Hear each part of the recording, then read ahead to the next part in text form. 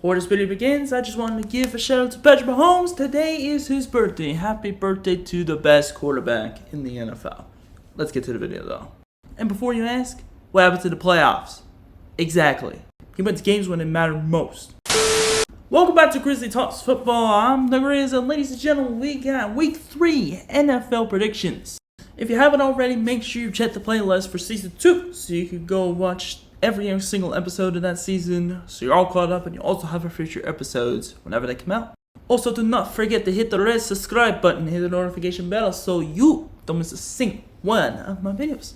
Without further ado, let's go predict some games. But before we do so, I just wanted to let you know I had a much better week 2, going 12-4. So now my record for 2 weeks is 19-13.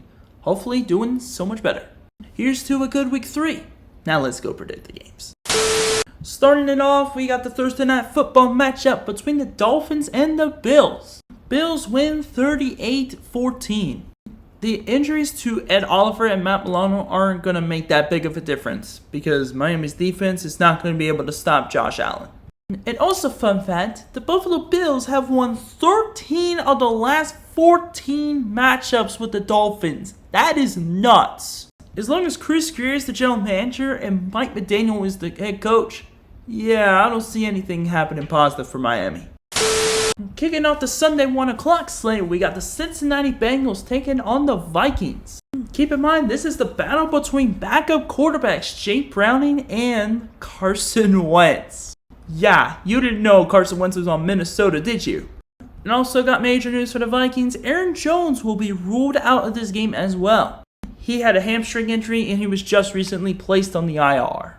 I mean, the Vikings still do have Jordan Mason, but is the Aaron Jones injury a little bit too much? A little bit of a crazy pick here, but I'm actually going to go with the Vikings here in a shootout, 34-31.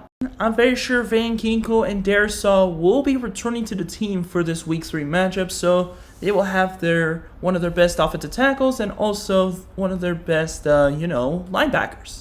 Oh, Darisaw is actually questionable.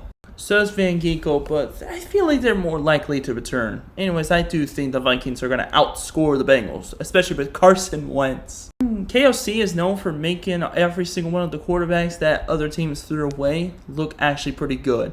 Just ask Sam Darnold. And also to the fact that I just don't trust Jake Browning to be able to lead the Bengals to the playoffs while Joe Burrow is out for a few months. Up next, we got a little AFC South battle between the Texans and the Jags. Sort of big news for Texans fans. Justin Watson is on IR. I don't think that's going to affect Houston one bit. I think the Texans will actually win by a score of 24-20. Let me just say, both these teams are actually very, very good. And I just think Texans are just going to be the better team in this matchup. For the Jags, they almost beat the Bengals. I was hoping they did, but unfortunately they did not. And Brian Thomas is also questionable with a wrist injury. As for Houston, they went from getting pretty badly beaten up by the Rams to almost beating the Bucs. It's also further proven that Houston can hang with the big boys. The big teams as far as the NFL goes. As for this matchup, I think Texans win pretty convincingly. Next up, we got the Colts playing at the Titans. Colts win this game 20-17. Daniel Jones has just shown that he is the real deal. With that upset against the Broncos, he knows he can be a great quarterback. 71% completions, no interceptions up to this point. I'm telling y'all, this guy's the new Sam Darnold for this year. As for the Titans, well, Cam Ward's great, but the rest of his team on offense, ass. Besides maybe Calvin Ridley and Pollard. Up next, we got the Raiders playing at the Commanders. I'm going to be honest, this matchup is actually pretty interesting. I think the Raiders can put up a fight in this matchup, but I do still have the Commanders winning. I'm going to say 31-24. Little bit of a slip up against Green Bay isn't going to hurt Washington. They're still a very good team. Raiders did beat the Patriots, but they got humbled against the Chargers. Unfortunately, I do have a bad feeling they're going to start 1-2. In order for Vegas to win that game, they're going to need their linebackers and secondary to go ahead and step up. as in force more turnovers on Washington than they did against LA. Up next, we got the rematch from last season's divisional round, the Rams playing at the Eagles. This one's gonna be fun. You know, the Eagles played the Cowboys and Chiefs, and to be quite honest, they didn't look like their usual self. As for the Rams, they're actually 2-0 right now, and they had some pretty impressive wins. I mean, they did struggle with the Titans. Good win against Houston, though. This match is a little tough, man. I know the Rams can hang with the Eagles. I'm going to say 31-28. I actually had the Eagles pulling it out. This is going to be a statement win for either one of these two teams because these two are definite NFC contenders. I'm just going with who has the better team right now, and right now that's Philadelphia. Next up, we got an NFC South matchup between the Falcons and the Panthers. Falcons win 24-14. Oh, Carolina, you've now lost two of your interior offensive linemen, so yikes. If that Vikings game was bad enough, wait till you see what we would do to Bryce Young. Zach Harrison and Brandon Dorlus are going to eat this guy alive. And the offense should be more improved now that we're facing a significantly weaker defense than the Vikings. Yeah, the Panthers' defense is complete ass. How did Arizona let them play close? Don't worry, I'm hoping we go 2-1. I hope. Don't fucking let me down. Up next, we got the Steelers playing at the Patriots. This one's a little difficult because this is an uncharacteristic Steelers defense against the Patriots who survived Miami and lost to Vegas. So what we're saying is these two teams aren't exactly what we expected. I'm going to actually go with the Patriots here by a score of 21-18. Both these offenses are going to be pretty nicely, but it's really going to come down to which defenses can perform better. Steelers don't have Alex Highsmith due to injury, and to be honest, the Steelers defense has been struggling the first two games. Well, aside from TJ Watt and apparently Jalen Ramsey, because TJ Watt's a beast and Jalen Ramsey has been, well, he gets interceptions, but sometimes he gets burnt as well. I just have more trust in the Patriots defense than I do with the Steelers right now. If the Steelers defense plays much better than they did the first two games, maybe there's some hope for them. Up next, we got the Packers playing at the Browns. Oh boy. The Packers win 38-10. This is going to be another blowout against the Browns. Why did you schedule these opponents, man? Oh, wait. The out of conference, I kind of don't understand. But also the in-conference, I mean, that's inevitable. Jeez, this is going to be an 0-3 start for Cleveland. Jesus. And yeah, Packers are true contenders in the NFC.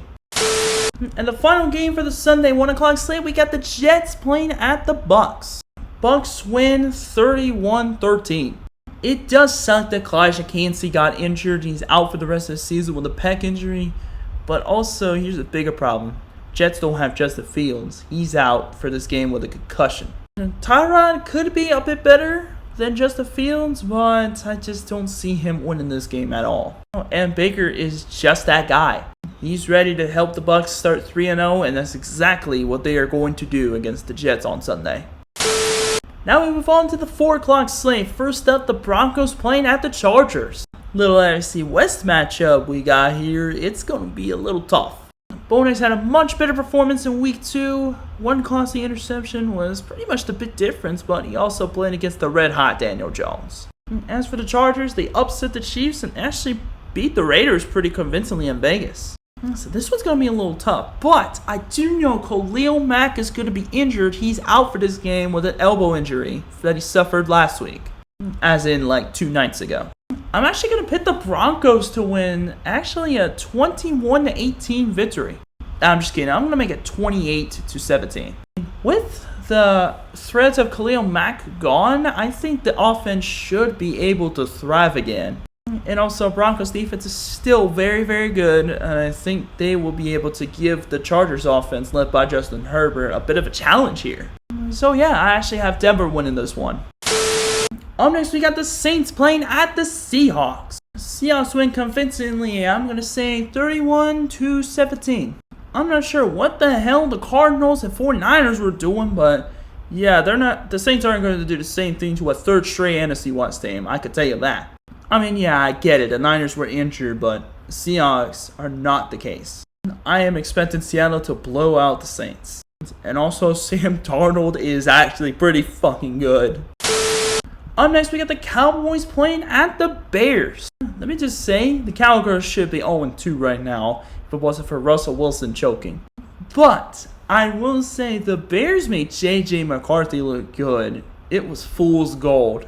Both offenses are going to thrive, but as for who I think is going to win this game, in a 38-35 shootout, I believe the Dallas Cowboys are going to get the win. I don't think you can ever come back from getting 52 dropped in your head by Detroit.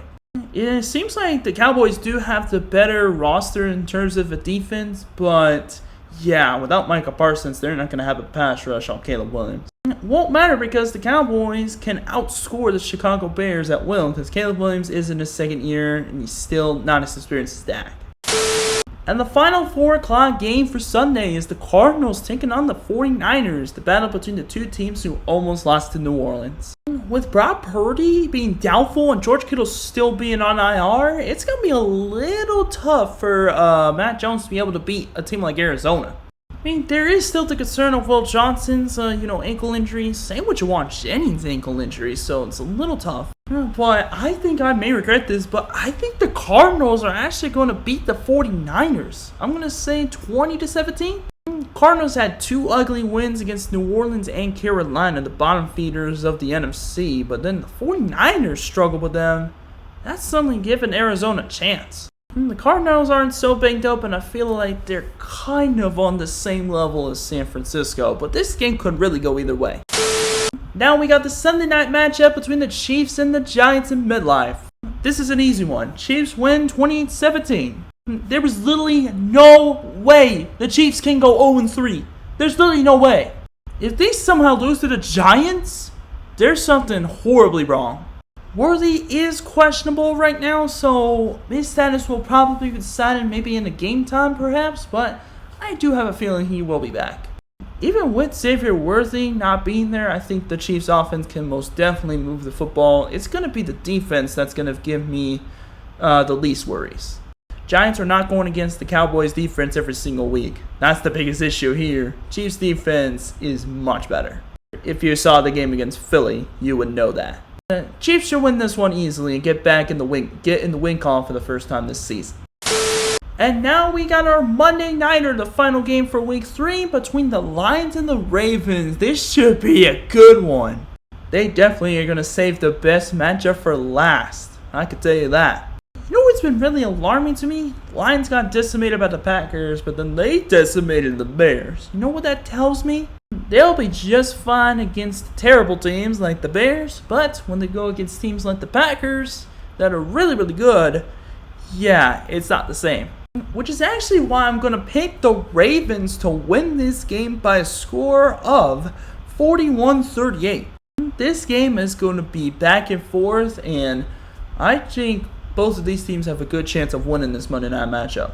But I have to roll with the hot hand here. I mean, both of these teams are hot, but right now, Ravens just got too much firepower right now.